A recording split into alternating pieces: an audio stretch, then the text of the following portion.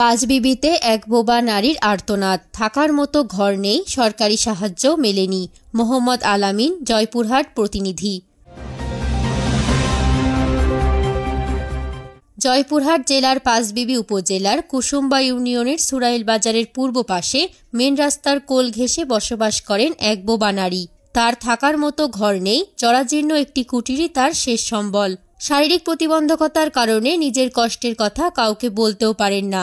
একাধিকবার সরকারি সহায়তার জন্য আবেদন করলেও মেলেনি কোনো প্রতিকার। অসহায় জীবনের গল্পে অত্র এলাকার স্থানীয়দের ভাষ্যমতে এই নারী দীর্ঘদিন ধরে মানবেতর জীবনযাপন করছেন। তার আর্তনাদ শোনার বোঝার মতো কেউ নেই। বাবা মা তার বিয়ের কিছুদিন পরে মারা যায়।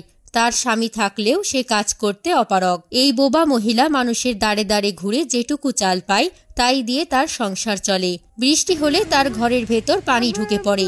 শীত গ্রীষ্মে দুর্ভোগ পোহাতে হয়। নিজের বলতে কোনো জায়গা জমি নেই। অসহায় জীবনযাপন করছেন, কিন্তু তার আর্তনাদ শোনার মতো কেউ নেই।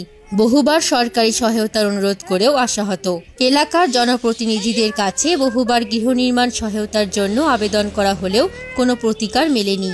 আশেপাশের গ্রামবাসীরা জানিয়েছেন, সরকারি তালিকায় তার নাম থাকলেও এখনো কোনো ঘর পাননি তিনি। প্রতিবেশীদের উদাসীনতা, স্থানীয়রা এ বিষয়ে খুব একটা মাথা ঘামান না। কেউ কেউ সহানুভূতি দেখালেও বেশিরভাগই বিষয়টি নিয়ে নীরব। এ বিষয়ে কর্তৃপক্ষের হস্তক্ষেপ প্রয়োজন। স্থানীয় প্রশাসন ও সংশ্লিষ্ট দপ্তরের উচিত বিষয়টি গুরুত্ব সহকারে দেখা এবং দ্রুত তার জন্য একটি বাসস্থানের ব্যবস্থা করা। একজন প্রতিবন্ধী নারী এভাবে কষ্ট পাওয়াটা সমাজের জন্যই লজ্জার। আমি সাংবাদিক হিসেবে আশা করি বিষয়টি কর্তৃপক্ষের সুনজরে আসবে।